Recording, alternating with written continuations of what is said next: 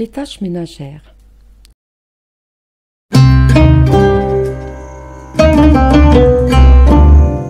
Après leur mariage et l'institution d'une vie commune, Ali ibn Abi Talib alayhi salam et Fatima Zahra alayha salam confièrent au prophète sallallahu alayhi wa salam la répartition des tâches ménagères. « Ô envoyé de Dieu, lui dirent-ils, nous désirons que le partage des travaux de la maison soit fait selon ton opinion. » Le prophète chargea Ali des responsabilités extérieures et Zahra des tâches intérieures du foyer. Tous deux étaient satisfaits et heureux d'avoir fait intervenir l'opinion de l'envoyé de Dieu dans leur vie privée et de l'avoir vu accueillir leurs propositions et donner son avis avec une gentillesse et une sollicitude particulière. Zahra se réjouissait particulièrement d'avoir été dispensée du labeur à l'extérieur. « Je suis infiniment contente, disait-elle, que l'envoyé de Dieu m'ait exemptée d'avoir à traiter avec des hommes. » C'est Ali qui se chargeait désormais des tâches comme puiser l'eau, rapporter des provisions, du combustible, faire des achats au bazar.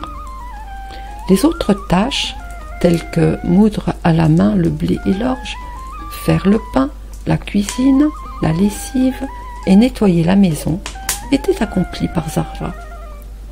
Ali, cependant, aida son épouse dans les tâches ménagères chaque fois qu'il en trouvait le loisir. Ainsi, le prophète vint les voir un jour et les trouva en train de travailler ensemble. « Dites-moi lequel de vous est le plus fatigué, dit-il, afin que je le remplace. »« Zahra est bien lasse, ô envoyé de Dieu, répondit Ali. Le prophète envoya Zahra se reposer et travailla un moment à sa place. Par ailleurs, Zahra se chargeait des tâches à l'extérieur chaque fois que Ali était appelé par quelque exigence, comme un voyage djihad. Cette façon de vivre poursuivit son cours. Ali et Zahra s'acquittant ainsi des travaux de leur foyer, sans ressentir le besoin d'être aidés par un tiers, jusqu'à ce que des enfants viennent au monde dans cette maisonnette modeste, mais claire et sereine. C'est alors que le travail et la peine de Zahra s'accrurent naturellement. Ali fut pris de compassion envers sa chère épouse.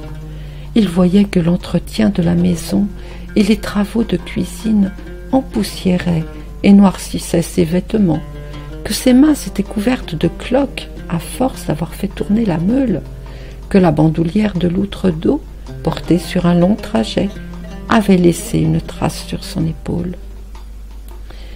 Il lui suggéra donc un jour d'aller voir le prophète et de lui demander l'aide d'une servante. Zahra accepta sa suggestion et se rendit chez le prophète. Un groupe de gens était justement assis auprès de lui, en train de discourir. Zahra, n'osant exposer sa requête en présence de cette assemblée, s'en retourna. Le prophète s'avisa de l'aller et venue de Zahra. Il devina que sa fille voulait lui demander quelque chose et, trouvant le moment inopportun, s'en était retourné. Le auprès de toi, pris de compassion pour elle, de voir que les travaux du foyer ont augmenté et lui donne de la peine. J'ai vu que de nettoyer la maison et d'entretenir la cuisine ont empoussiéré et noirci ses vêtements, que ses mains sont couvertes de cloques pour avoir fait tourner la meule, que la bandoulière de l'outre d'eau a laissé des marques sur son épaule.